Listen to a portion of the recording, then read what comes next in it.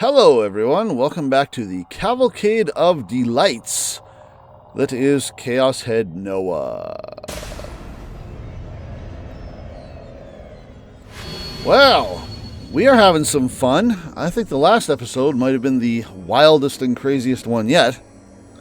It did give me a little bit of food for thought. I started thinking about some of the things that Hazuki and Suwa have been doing in the background. If Grim really has been feeding us all this stuff intentionally, it does beg the question of why and how they knew who we were and what they were trying to accomplish.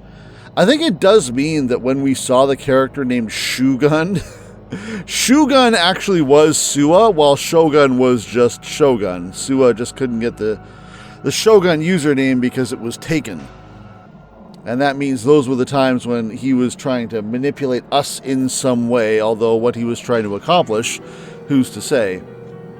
It did make me wonder about the video that was sent, too. I keep making a big deal about the fact that Bond discovered the video seemed like it was made 5 years ago because of a missing building in the video when he was watching it.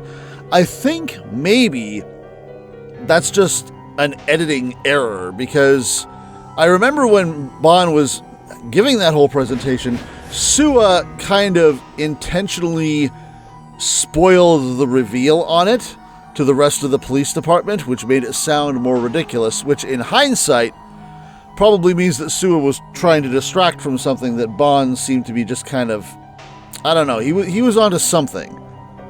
And maybe he was just trying to hide the fact that it was an edited video. Again, who knows why it was edited? Who knows why it was sent to us with the little Shogun squeaky wheel sound effects and what Suwa and Hazuki were trying to get our main boy to do. But, yeah, I'm assuming that's going to come out in time. But it does recolor a lot of our interactions with Shogun, quote-unquote, because Shogun, for example, the one that was on O-Front, talking through the voice synthesizer, that doesn't seem to be Shogun, that was Suwa. So, interesting. Why? Who knows? But I guess we shall find out. In the meantime, we have left on a big cliffhanger. The third melt seems to have started, so let us rejoin the action in progress, because I have a feeling whatever happened last episode, as far as crazy, is about to get cranked up a notch, because this game just loves to do that. And I love to see it, so let's get into it. Oh dear! Earthquakes! Apparently the sky is growing white, although the CG doesn't show it. Hazuki is now dead. And then things went boom. The world was dyed completely white. Presumably that's the sky, but yeah, third melt. Oh. Well, that's the end of the chapter. I picked a fine time to cut that off, didn't I? Chapter 10. That was the end of Gigalomaniac, so I think now we're in the final chapter, because I believe the name of this chapter is actually the name of one of the endings. I was standing atop a body of water, incredibly clear, transparent water. It was shallow, reaching only my ankles, but it was not cold. Intermittently, the waves whispered in my ears. I'm guessing this is Remy? Nope, never mind. I was tightly grasping the handles of a wheelchair. Nope, never mind. I might have been right the first time. Shogun. No. The real Nishiju Takumi was right before me, his head adorned with his knitted cap. He sat ever so slightly hunched forward in his wheelchair. There wasn't a single thing surrounding us. Neither shells buried in the sand, nor seabirds elegantly soaring through the sky. Nothing so expressively emulative of the sea could be seen. There were no signs of life, only the blue sea and the crystal clear sky. The terrain was completely flat all around me, with the horizon stretching as far as the eye could see. This place was not the real world. Well, that was practically a jump scare. Before long, I will be dead. Together with the sound of breaking waves, I heard Shogun's voice. From where I was standing, I couldn't see his expression. The tone of his voice didn't carry any particular feeling of lamentation. In reality, his words felt like they were simply casual, passing remarks. If you look at this body of mine, I think you'll understand. Small, wrinkled, and withered away. All of his hair had fallen out. It is an illness from within.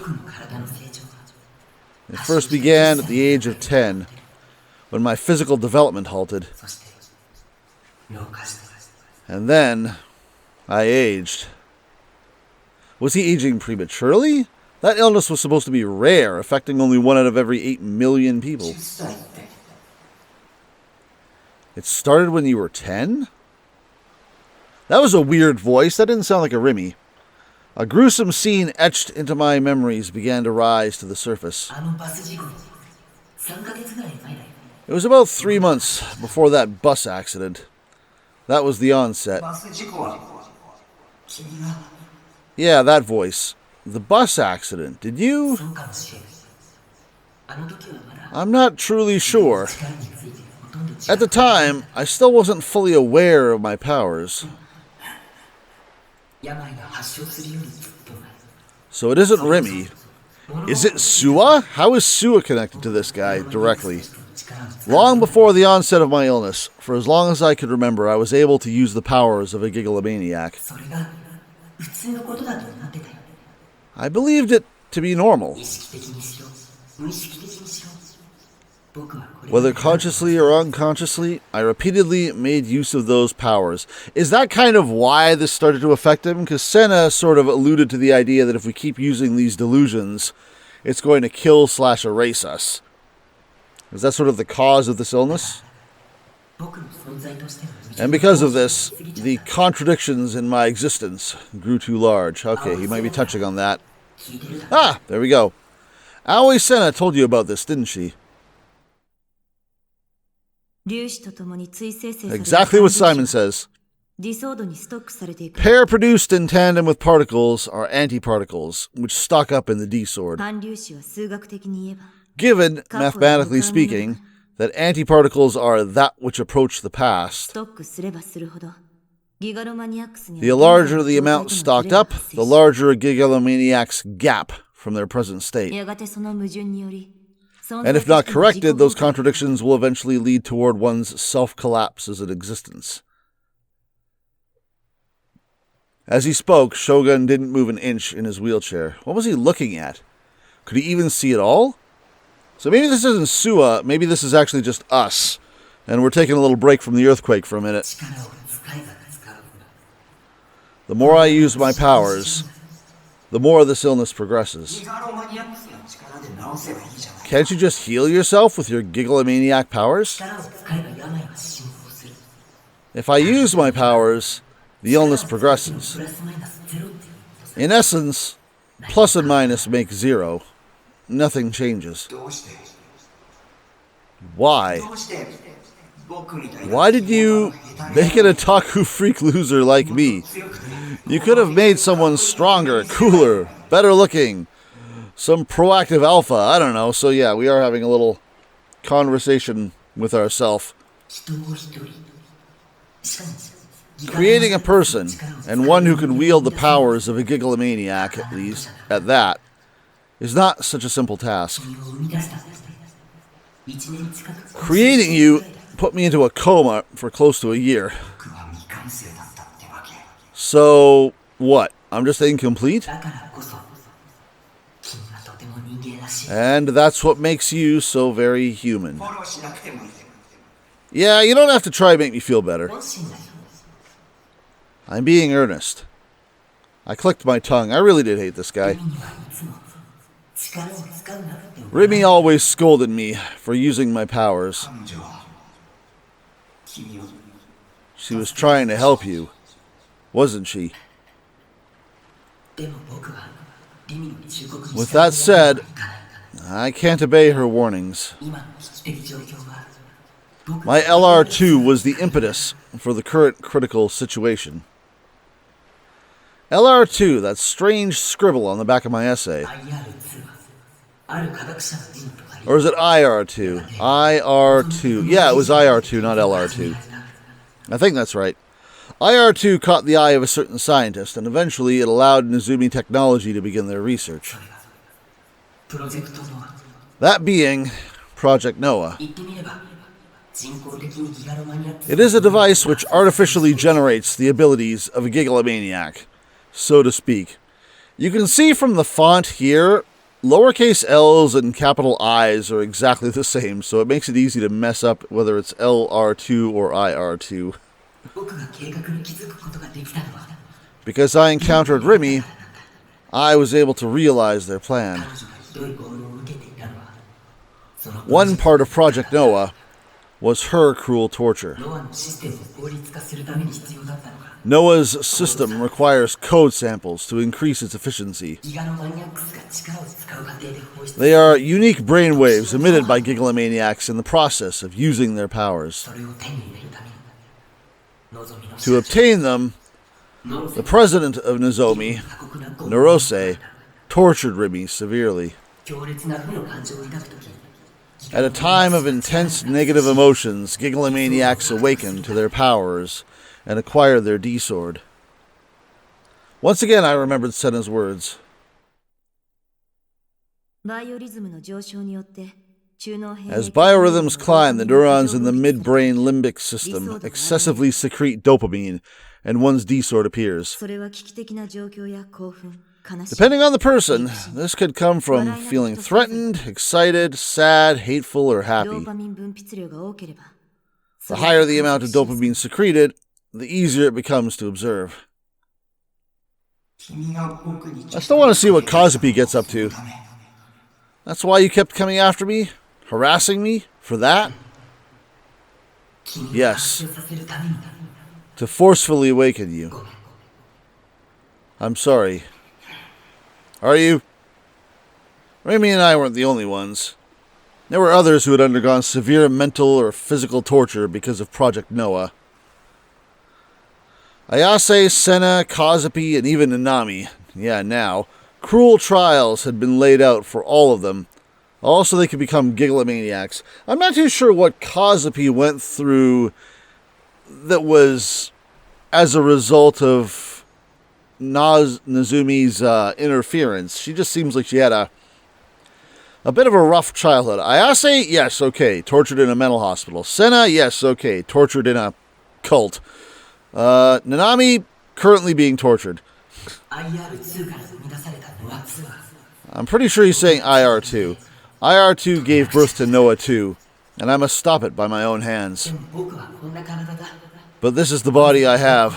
I can hardly move at all, let alone enough to destroy Noah 2. Moreover, Nozomi has targeted me, coveting my own code sample. That was to say nothing of how he was hospitalized at AH Tokyo General Hospital, a place which had hidden ties to the Nozomi group. That's why I had to go into hiding. Yeah, does anyone actually know that you're there? Ami-chan of the Phantom Hospital room. Yeah, I still want to know about that old guy who's screaming for Ami-chan, who that is, and if he matters. Is he going to be a sword bearer? He can see him. Remy was the sole person capable of entering it. And because I was no longer able to move about, I made me. Shogun weakly nodded. Remy repeatedly told me to erase you, that I should stop, that what I was doing was whittling my life away. But the life I have left isn't much as it is. Whether or not I use my powers makes very little difference now. His voice was deeply serene. He had a certain sense of wiseness to him. Perhaps it was one you could only get from living out your days under a death sentence. As well as this, once you awakened and used your powers, my own life could no longer be maintained anyway. You mean you and I are one? Yes, in body and soul.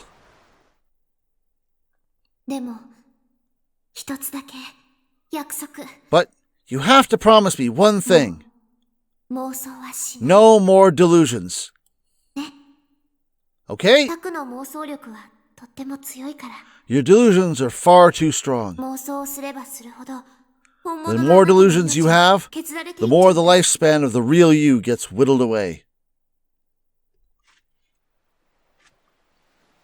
If I tried to keep my promise to Remy, I couldn't go help her.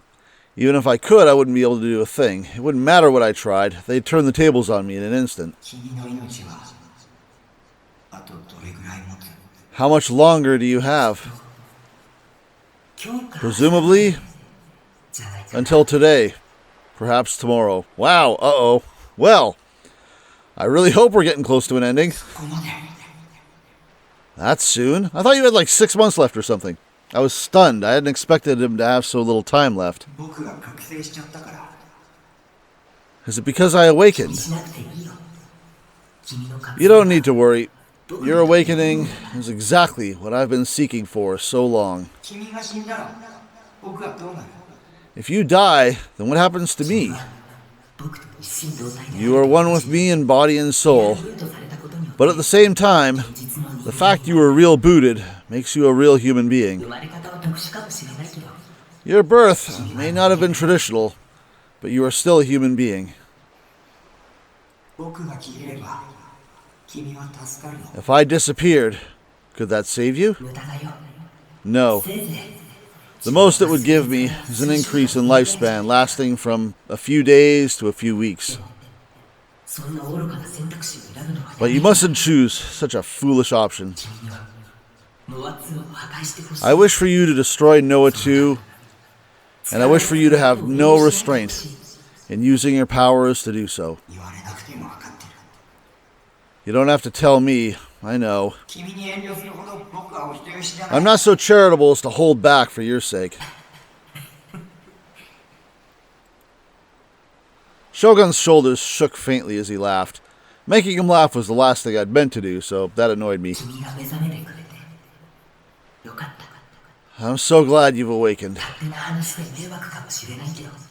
As selfish and troublesome as this may sound, I leave the rest to you. Suddenly the feeling of the wheelchair's handles disappeared. Before I knew it, the wheelchair he was sitting in began to leave me behind. As it moved, it almost seemed to glide across the surface of the water. Its two wheels cut into the water, making waves as they turned. I had no intention of following him. Instead, I absently watched him go. My role here has ended. Wow, that is selfish. You're seriously going to dump it all on me? I'm just a little tired. Let me rest a while. He turned to me from his wheelchair.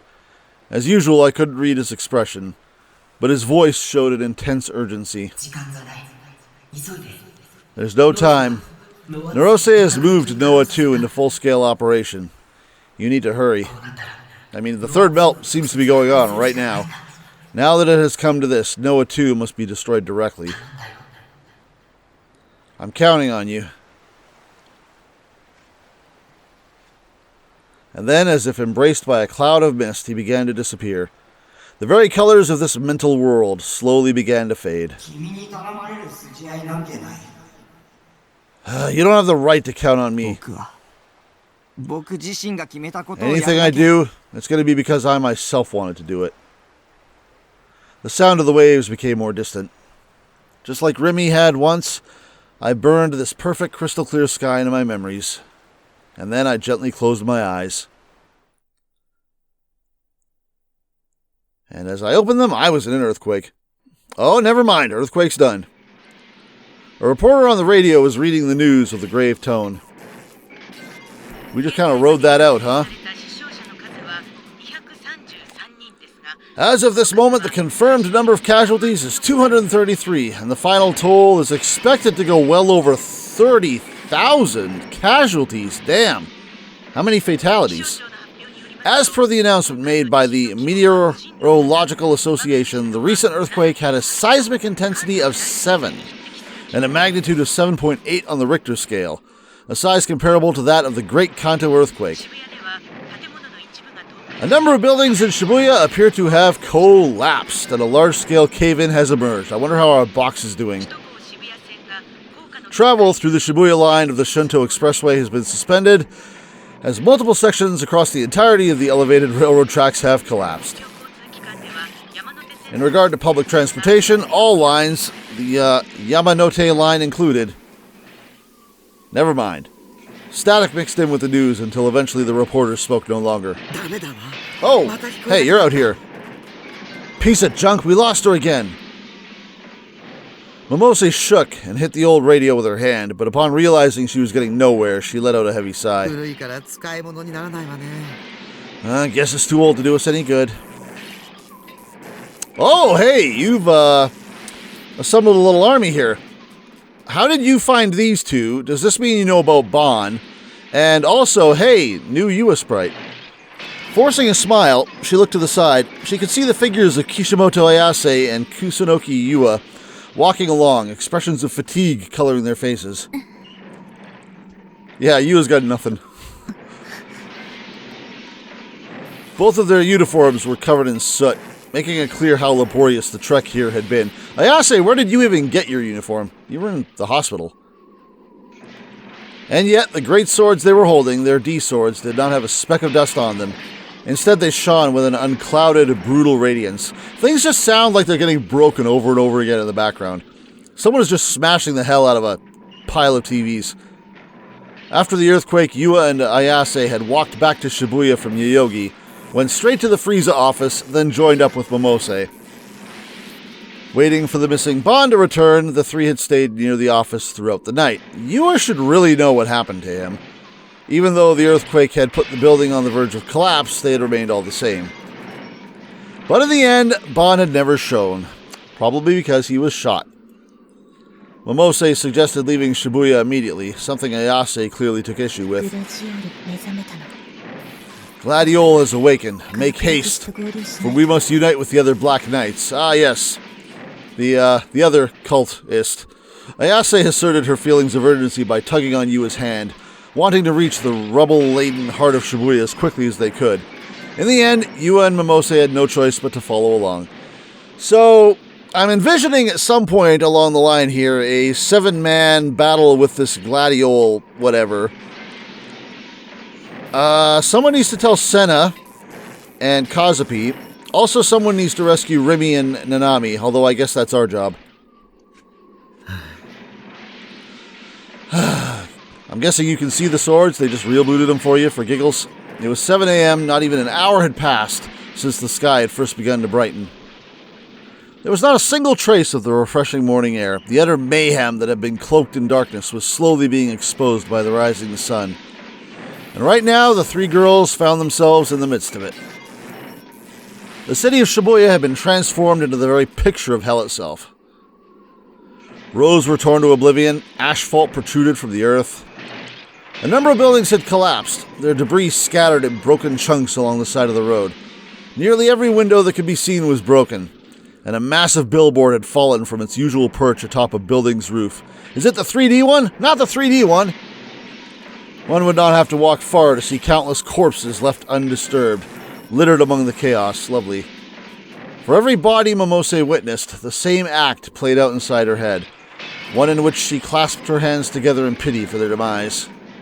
But there was just far too many. It was only partway through that she could not take it anymore, realizing the only way to retain her sanity was to ignore them outright. The remaining people, they would occasionally pass, had lost all expression, existing only to stagger aimlessly through the streets. A group of men had come together to try and help the survivors buried beneath the rubble, but it did not seem like there was much they could do without heavy lifting equipment. Momose took another glance at what Yua was holding in her hands. A D-sword. Ayase had explained them to her. Much like magic, they were swords that could be taken out of thin air. What Bon had told her had been true. And yet, Yua seemed only shocked and bewildered about possessing one for herself. Yeah, Ayase's used to this. Yua's just like, where the hell? Question, Kishimoto-san.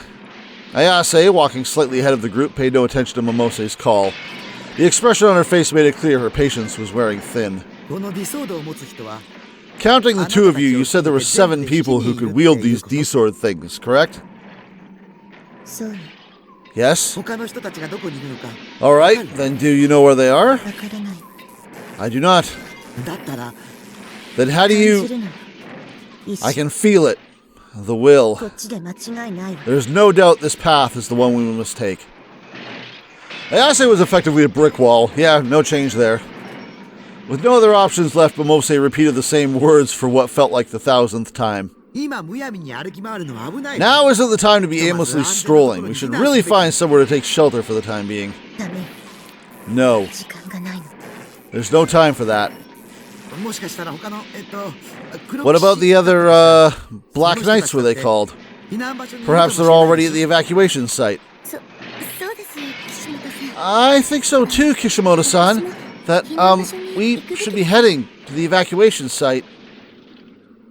Ashley suddenly came to a halt, as though Yua's backing had possibly made some sense to her. She narrowed her eyes, and then she looked beyond. Beyond the rugged Dogenzaka roads that no car could traverse. Over there. Is it going to be Senna and Kazupi? Oh! How'd you get out? Look who's just wandering around, looking for her hand. At the end of Ayase's gaze was a lone girl walking away from the station. She was wearing a Sume Academy uniform, though it was far more tattered than either Ayase's or Yua's. And with only her left hand, she was holding an enormous cross-shaped sword to her chest. Her gait was markedly unsteady. It looked as though she could collapse at any moment. Yeah. How did you get out? Momose's body jiggled as she ran toward the girl, toward Nishiju Nanami. The D-sword Nanami was carrying had caught her eye, but instead of prying in order to satiate her curiosity, she focused only on supporting the girl's petite frame. Are you alright? You did a wonderful job hanging in there thus far, but right now we need to get you to a hospital. So just hang on a little longer, okay? Nanami's eyes responded in blank confusion to Momose's words of encouragement. Yeah, she seems to still be in her trance-logic state. All she cares about is her bangle. Rimi knows where it is. Technically her bangle is at the hospital, so you know. 2 birds, 1 stone. My bangle. Where did it go? Both Yua and Ayase belatedly ran up behind Momose. Wait, that girl, she's Nishijaku's little sister. I see. Her being Takemi's little sister. This speaks to her qualifications as a Black Knight. You two help me carry her. One way or another, we need to get her to the hospital. Ayase's not going to agree to that. It hurts. Nanami groaned in pain. My right hand. Your right hand? Yeah, what right hand? Momose inadvertently glanced toward Nanami's right hand, gasping in surprise when she did. Yeah, that was fairly obvious. What manner of cruelty? How could this happen? Literally just lopped it off to send Takemi a message. Huh?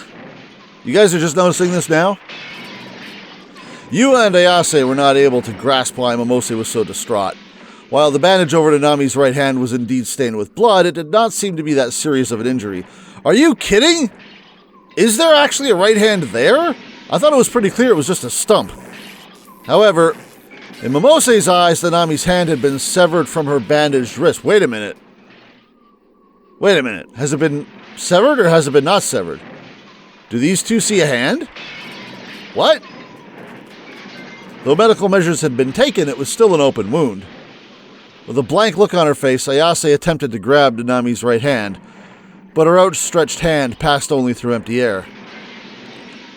Ah, okay, so she's having a delusion of her right hand. Okay, fair enough. Like a holographic image, Nanami's fingers lacked any substance. A drop of blood trickled down from the red-stained bandage and fell onto Ayase's hand. Yeah, that's just not there. A literal phantom limb. Yep, a delusion. Rimi-san came to save me. Yeah, that didn't go very well, did it? Rimi-san? As in Sakihata Rimi-san? Do you know her? She's one of Nishijaku's friends. Yua had always held the suspicion that Takumi was the true New Gen culprit, so she knew a fair amount about his background. This also extended to those that would frequently come into contact with him, therefore it was only natural for her to have conducted investigations on Nishiju Nanami and Sakihara Rimi. In contrast to Yua, Ayase abandoned her typical aloof expression, grimacing at the mere mention of Rimi's name. Yeah, no kidding. We still want to know why you felt it necessary to deliver that bitch slap. Yeah. Sakihara Rimi, too, is one of 7 Black Knights. Huh? Is that really true? Ayase recalled yesterday's incident at the hospital. She could remember being addressed by Rimi's apologetic voice. Ayase remembered yesterday's incident. Was that just yesterday? Damn. We have had a busy day. Yeah, here's the bitch slap, right? Kishimoto-san. Please, stay away from Taku. I can't let him awaken. Have you no self-awareness? Even as one of the Black Knights? I can handle this myself. I'll figure it out. That was all it took to get you to slap her? Really? It is so very beautiful, what you hope to accomplish. But it is not what the greater will desires. I do not desire it either. You must not bear all of this on your own. That warranted a slap? Okay. Nanami's just straight up out of it. Let's just put this talk of Black Knights on the back burner for now. She needs medical attention this instant. She's losing a lot of blood. Momose gently placed her handkerchief on Nanami's open wound. She has an awful fever and I can see her going pale. We need to hurry. Big bro, I want to see my...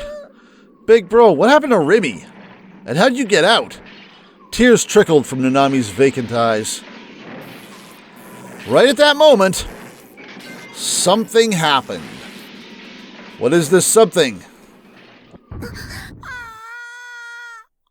I was about to say, at a guess, it's probably not good. In an instant, the highway they were standing on collapsed with a deafening roar. That was very sudden. That almost seemed like a bug. They all lost their footing, helplessly entering freefall at gravity's mercy. To them, it was like they were falling into the deepest, darkest, lower circle of hell. I have a feeling you guys are getting rucksacked. Losing herself in that illusion, yep, Momose raised a scream so loud it betrayed her age entirely. Yeah, I think you guys got rucksacked good.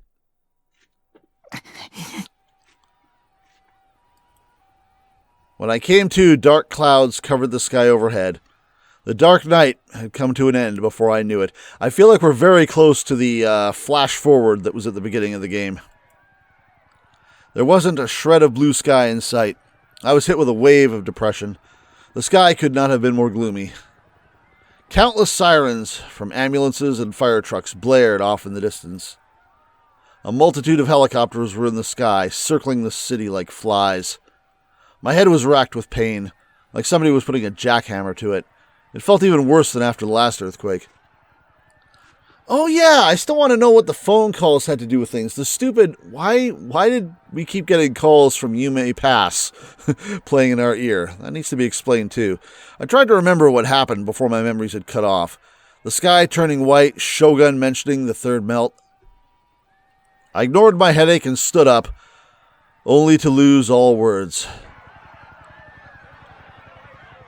Yeah. The usual scenery was entirely absent.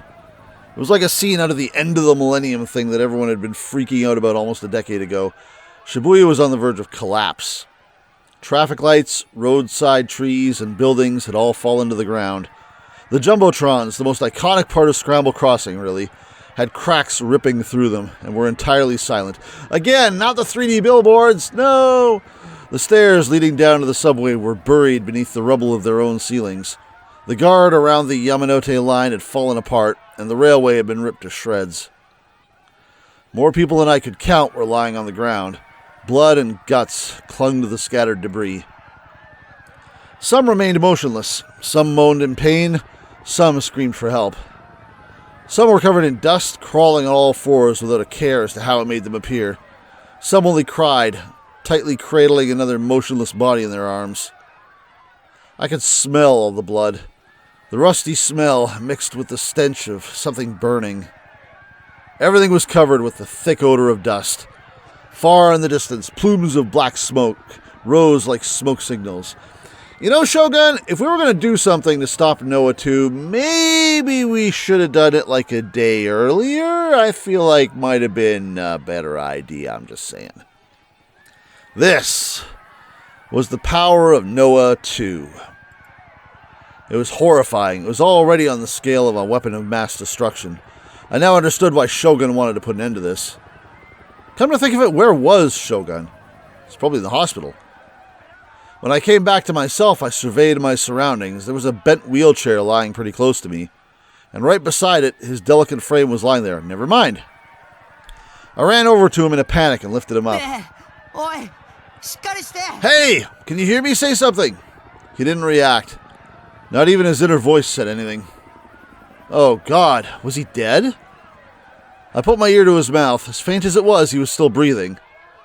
But he was unconscious. I tried hitting him lightly on the cheek a few times, but to no avail. Where is it?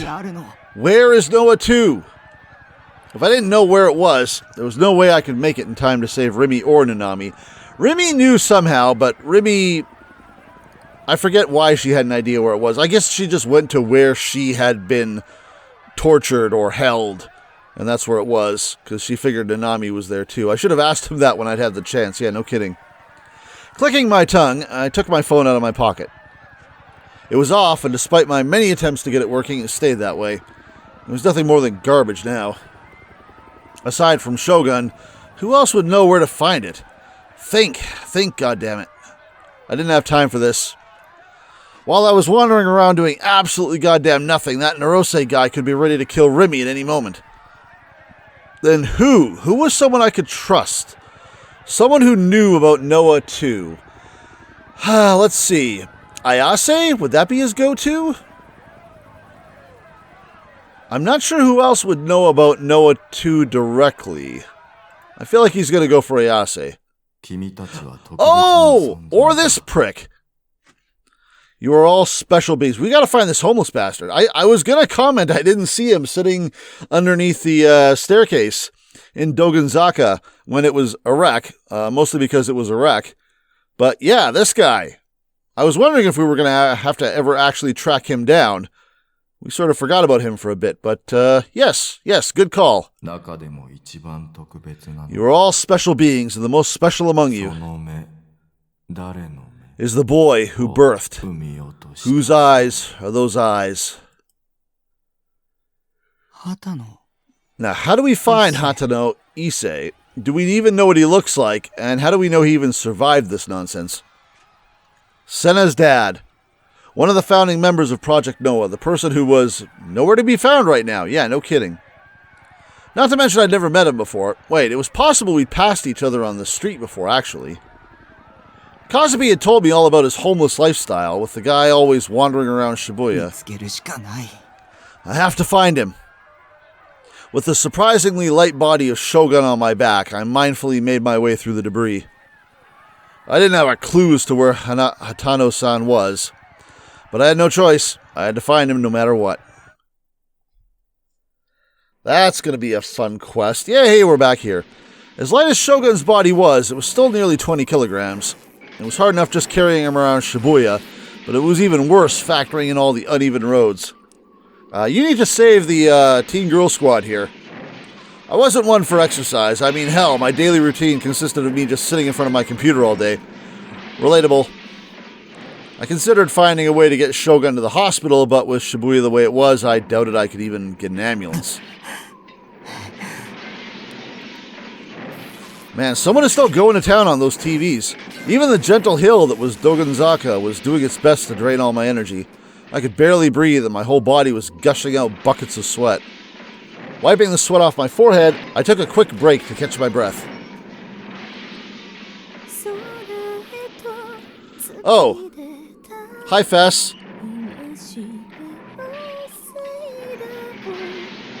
Fess is singing again.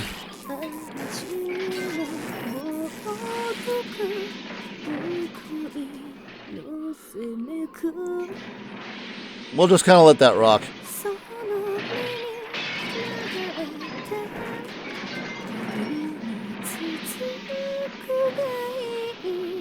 This guy is still not out of TVs.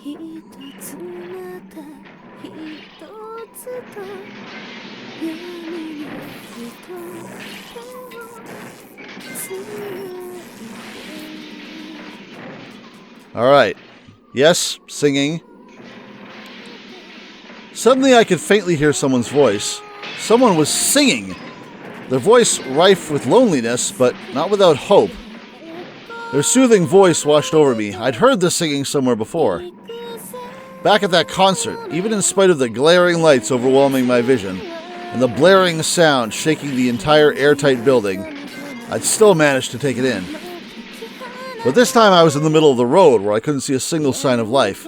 And yet, in the center of this collapsed city dominated by death, I could hear, over the sound of those TVs being absolutely annihilated, Ayase? I put Shogun down and surveyed my surroundings once again. But the only people I could see were the collapsed corpses strewn across the city. I did my best to avoid looking at them and instead focusing on trying to find Ayase. Where the hell was her voice coming from? I guess we're about to find Nanami. The road in front of me was wholly caved in. Looking at it, the hole it had created was incredibly big. There was definitely a subway tunnel beneath it. I didn't want to believe it at first, but even so, I peered down from the edge of the hole. It was about 5 meters deep. There was a pretty fair amount of rubble piled up at the bottom. And that was where Ayase had fallen. So was this an illusion or not? Was it a genuine cave-in? Give me a CG. Takumi! Hold on, I'll save you! I jumped down into the hole. Now I'm stuck here too. I didn't stick the landing whatsoever, instead basically slamming into the rubble while just barely avoiding falling over. Oh hey! We do get a CG. Ayase's leg was pinned under a pretty sizable slab of concrete, stopping her from moving. I really did give it my best effort, but moving it just wasn't possible on my own. I am not the only one. There are 3 others, including your sister. Nanami's here? What the hell is she doing here? Hadn't that Narose guy kidnapped her? And during the pain in my legs, I stood up and yelled out for my sister, but I got no reply. Looking around me, I only saw one other person besides Ayase. There was a pretty hefty woman lying face out on the ground, and while she wasn't moving, she only seemed to be unconscious. Yeah, we don't know Momose, so I guess we're just meeting her for the first time. Nanami and one other person were absent. Maybe they'd been buried alive. I had to find them right this second. My eyes shot to the top of the hole. There was enough dust to make anyone hack their lungs out, but beyond that I could see the circular shape of the sky above. I thought about Shogun, who I'd laid on the road up there. I remember what Rimi had told me. The more delusions you have, the more the lifespan of the real you gets whittled away. Are we going to or not going to use a delusion here? But I couldn't hesitate here. Sword time! I drew my D-sword entirely from thin air. Check out what I got, Ayase. Consciously avoiding looking at her leg, I sat down near Ayase and peered at her face. I stared into her eyes, refusing to look at anything else. That should do the trick. Time for a delusion. A strong one. A really strong one. The rubble on your leg isn't that big. In fact, it's actually just a bunch of small pieces smashed together. It isn't heavy at all, either. Nothing is stopping you from pulling your leg out from under it. And the other 2 can be saved just as easily. Me and Ayase. We only needed mutual recognition between us 2 Gigglomaniacs, because once we had that, then our delusion was sure to become reality.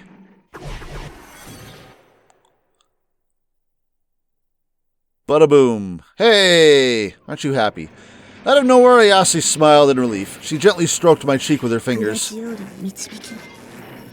'Tis the guidance of Gladiole. The fact that you came here. I blinked nervously. Is Gladiol a good person or a bad person? I can't tell. You are never not going to be cryptic as fuck. I blinked nervously. Oh, hell, that worked. That's pretty cool. Exactly as I'd deluded it to be, the large slab of concrete pinning Ayase's leg had now turned into a heap of smaller pieces. Pushing away some of the debris, Ayase slipped her leg right out. I really hadn't expected that to go so damn well. Starting to move, she massaged her ankle. Luckily, her injuries didn't seem all that bad. I could hear you singing, Ayase. That was what guided me here, really. I see. It gladdens me that I continued to sing. Helping Ayase up, I stood and took a look around. Where's Nanami? I still didn't see any signs of my sister. Had my delusion failed after all, or was Nanami already... I began to feel anxious. Is anyone there? Hi, Yua. I heard a voice. Looking in the direction of it, I saw a hand reaching out from a gap inside the rubble. Okay, well, it's not Nanami then. Tish. And so I took that hand, gripping its slender fingers, and peered into the gap. Give me a Yua CG. Oh, yeah, that's a Yua CG, all right. How's it going? Oh. The gap was almost like a tunnel, and in that tunnel was a familiar-looking girl wearing glasses.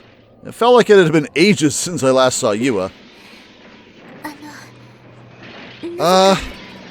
Somehow this whole, well, it appeared out of nowhere. It's strange. Until only a few moments ago, I couldn't move at all. The girl averted her eyes from me with a face that seemed almost apologetic. Hold on tight. Huh? I tightly gripped Yua's hand, and then I pulled as hard as I could away from the gap. Ayase helped as well.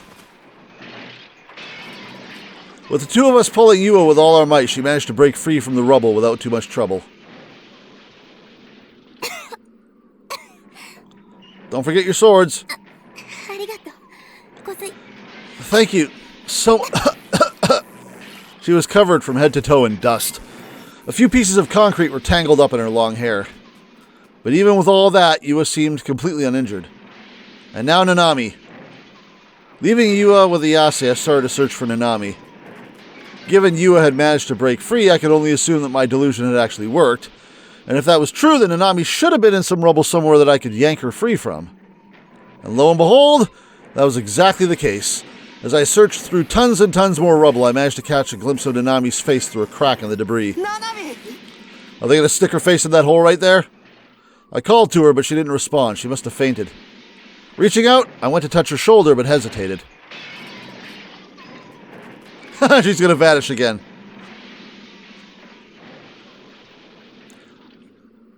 I still wonder if Nanami vanished because someone took out a rucksack guy, or if that was actually intentional to freak us out and make us go to Shibuya Scramble Crossing, again, for who knows what reason. That still needs to be spelled out. A memory from yesterday flashed into my mind of Nanami vanishing into particles right before my eyes. No, this has to be the real Nanami. Gathering my resolve, I grabbed her by the shoulder, or more specifically by her blouse. I could actually touch her. I could feel her warmth. Just like I had with Yua a bit ago, I pulled her out with all my strength. Unlike Ayase or Yua, however, Nanami's uniform was stained with blood. Her hand especially was covered in red. No. Bad news, bud. Regardless, I laid her down on the ground, then went to check her breathing. She seemed to be in pain, but she was still breathing. Oh, thank God. Even so, I couldn't help but worry about her right hand. It was absolutely covered in blood, and yet, when I tried to grab it, my fingers slipped right through it. Well, a delusion hand? Then that can only mean Nanami's right hand really was... I'm sorry. I'm so sorry I got you involved. Can we delude it back on her? A groan leaked from Nanami's mouth. Her face was caked in dust. I gently stroked her cheek and watched as her eyelids slowly began to open. Big bro? Her gaze faintly wandered for a moment before finally landing on me. Nanami. Alright, stop going after your bangle. We need you out of your trance here. And at that very moment, Nanami's expression warped and changed. Tremendous tears broke free from her eyes. Her left hand firmly gripped my own. Big bro! Big bro! She whispered to me so happily it felt as though she'd never wanted to let me go.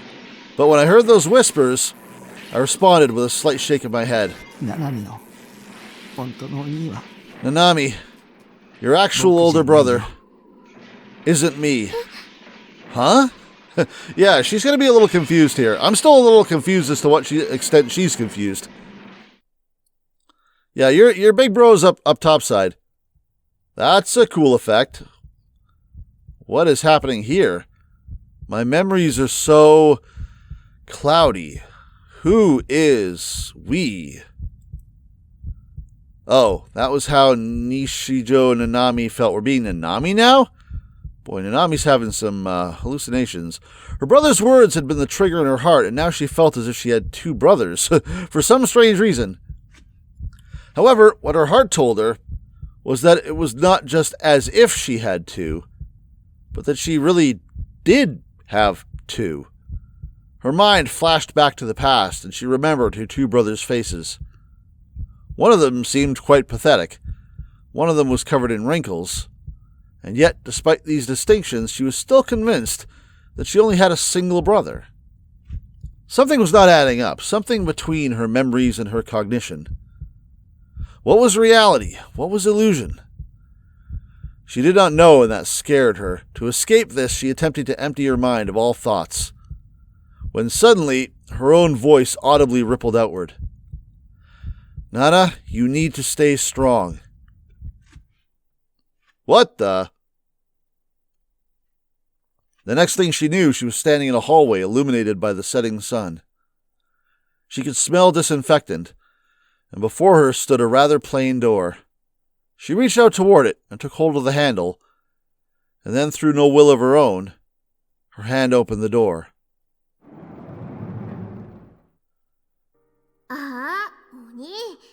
Huh? This again? Are you seriously not going to eat, big bro? How many times do I have to tell you eat up? If you don't eat, you're never going to get better. So I speculated a while ago that flashback we had of Nanami visiting us in the hospital, the flashback that we had immediately after the whole O-Front D-Sword debacle, when we were, back in the hospital, I speculated that was actually Shogun's memories, and I think that's what's happening right now. We're seeing that flashback again from Nanami's point of view, but it's not our boy. It's our boy, but the other our boy.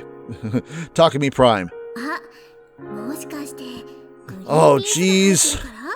Is it because of the peas? I'm not a little kid anymore, big bro.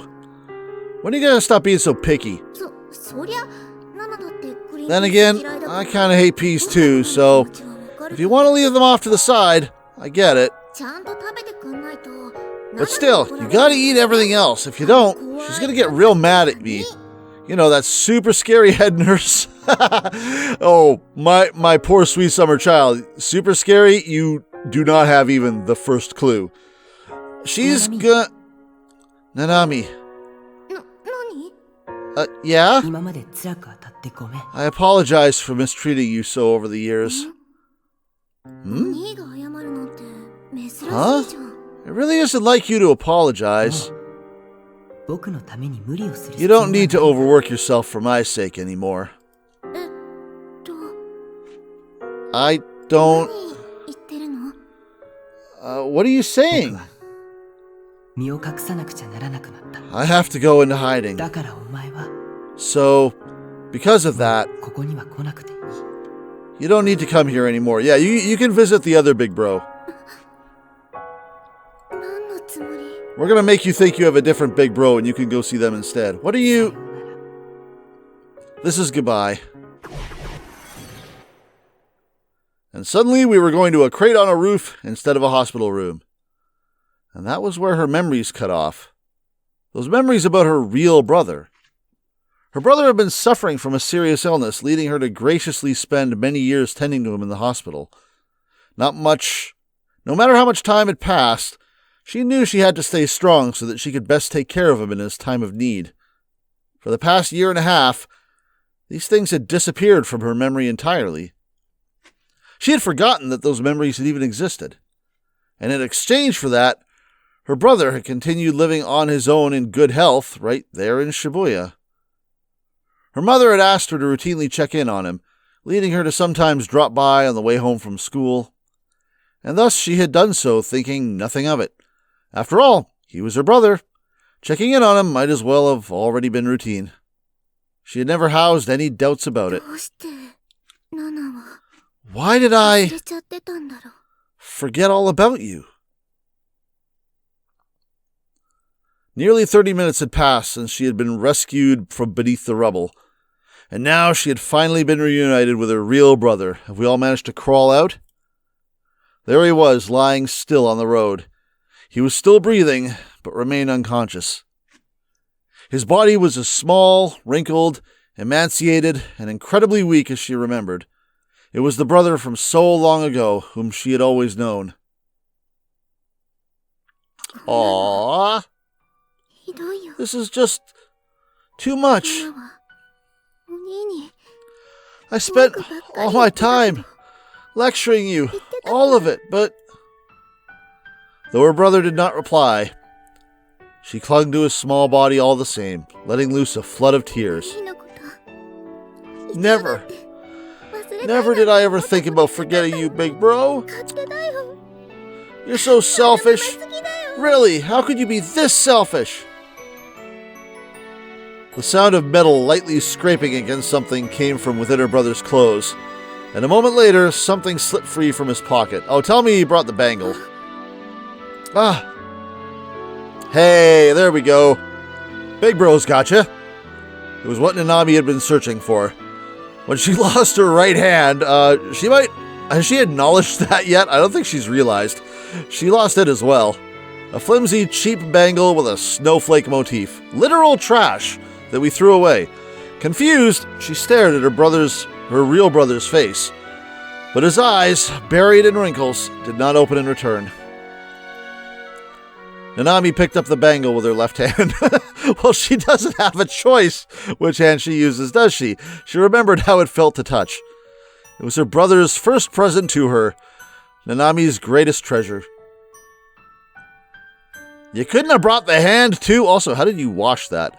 Nanami lifted her gaze, unconsciously searching for her other brother. He was holding a long sword, and his back was turned to her. But he was walking away. He was leaving this place. Even without saying a word, Nanami could understand that much. The fact that he might leave without saying even a word to her left her wrought with a terrible loneliness. Go to him. Oh, are you going to join the party? We got to go save Remy. Nanami's brow furrowed in confusion, and she softly searched around herself. Where did... It was her brother's voice. That much she indeed remembered. The voice of her brother, who should have been unconscious. He and I are one in body and soul. He is like another brother to you. Whether it was truly her brother's voice or a mere hallucination, Nanami could not tell. And yet, regardless of which it was, she whispered all the same. Yeah, you're right. She whispered to her brother, who still lay on the ground. Hey, we got an actual Takumi CG for a change. We don't see him often. Nanami stood up and walked toward her older brother's back. She hardly had any strength left. Day after day, she had been trapped in a pitch-black room, forced to take part in some sick tableau of agonizing crucifixion. That she did. Does she remember where she came from? Because that information is important right now. She could not even remember how many times she had thought she would die. Her right hand in particular caused her tremendous amounts of pain, as if a chisel was being struck into it all the way to the bone. The sensation that she lacked her hand, together with the illusion that it still remained, was tearing her mind in two. She was exhausted, both mentally and physically. If she lost focus, there was no doubt she would fall to the ground, too drained to get back up again. Therefore, she had to make a desperate effort to reach her hand out at this very instant. Even if it took more effort than she could give, she would do everything in her power to make him stop. Yeah, you are a mess, child. Wait.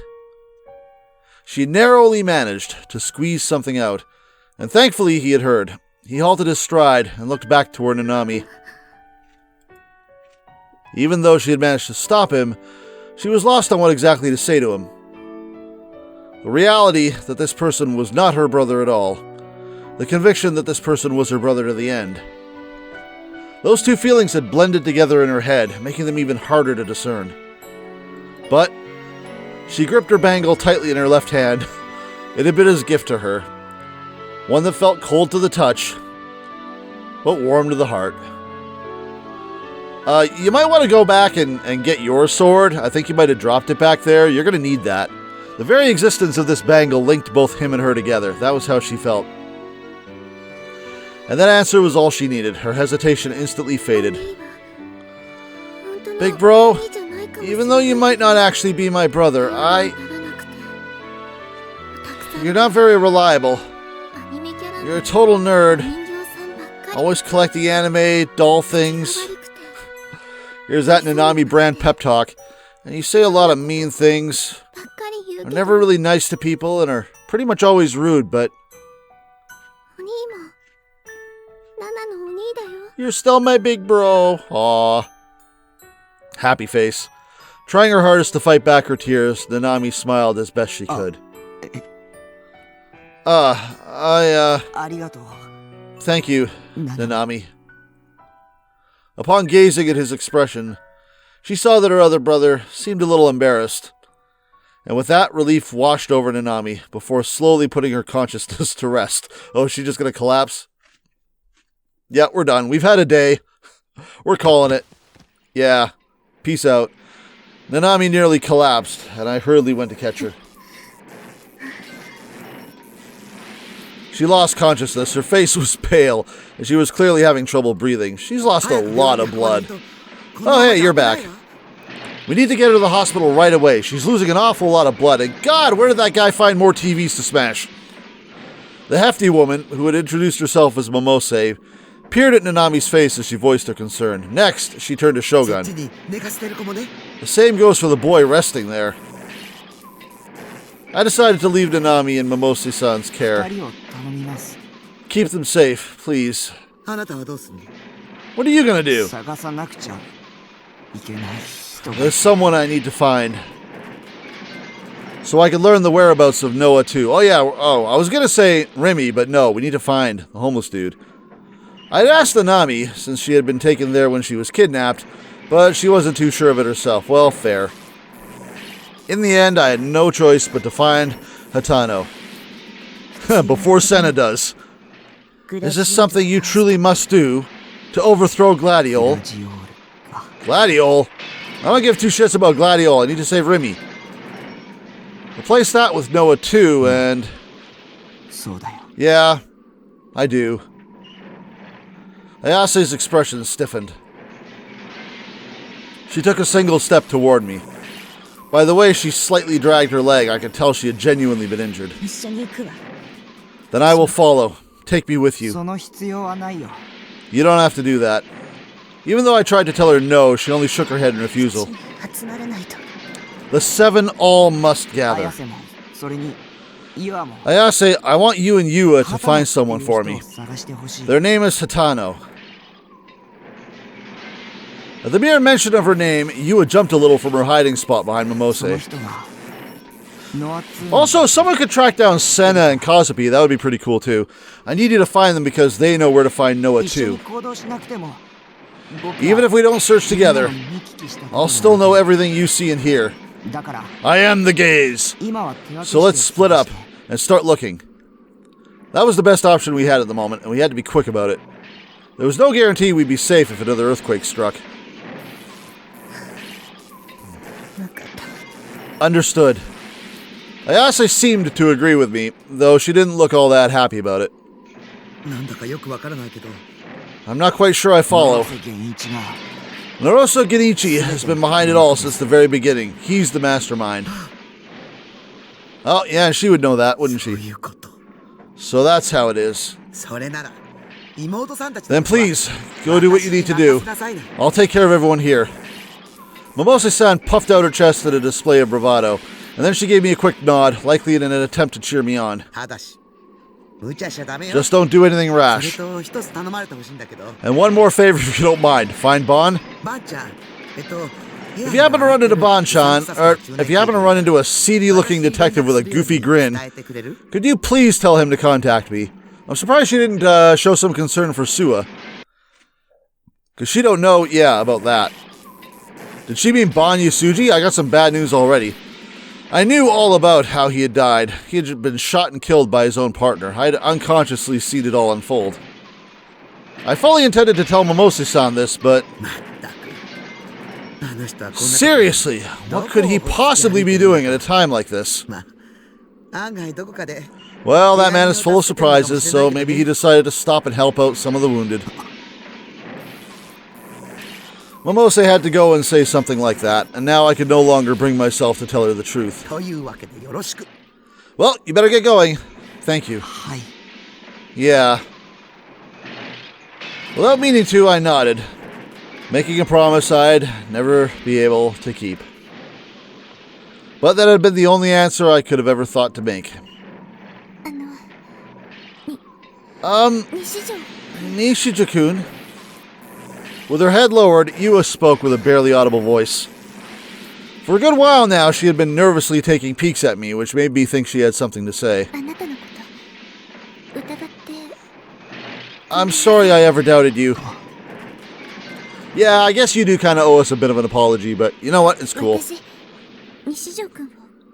And that I ever said such hurtful things to you. The lenses of her glasses were covered in dust. And yet, I knew very well that behind them, her eyes were wet with tears. Even if I apologize, after everything I did, it would never be enough. But even so, I still want to apologize anyway. I'm so sorry. She bowed her head deeply. I didn't reply. All I did was turn my back to her. We got someone to find. Get to work. Look at the Sarah figures. The ones in my base? Yeah, go check out and make sure they're okay. You're in charge of those. If you want, could you take them off my hands? What? You're giving away your waifus? Back when she deceived me, I couldn't have been more shocked. But now, I understood why she had done what she'd done. So it just felt wrong to say I forgive you or something along those lines. It was true that I had always thought of her as my enemy, but I had no right to make her bow to me, nor any right to forgive her. Yeah, we were pretty bad to her too. Are you sure? Yeah, I want you to have them. Alright. Alright. Sometime, in the future, let's go buy some new ones together, okay? And with that, you will put on the same gentle smile she'd had when we'd first met. I nodded to her in response. I exchanged looks with both Ayase and Momose-san. Then, I etched the image of Nanami and Shogun into my eyes one last time. And so, I began walking, alone, among the mountains of rubble once again. So we gotta find Hatano. Shinzen Station of the Inokashira line was one stop from Shibuya, with it taking only about a minute to arrive there by train. Why do we care? We're going to find out next time. And I think next time might be the episode that we actually get an ending on, which will be episode 30, if I'm keeping count right. So, yeah, stuff, man, we have been having a time. That earthquake has certainly messed things up, but you know what? We're getting the team together. We haven't seen Senna and Kazupi in a while, at least not since they attacked us at our base. And, yeah, but actually that probably wasn't that long ago, was it? In any case, I'm kind of curious what they've been up to.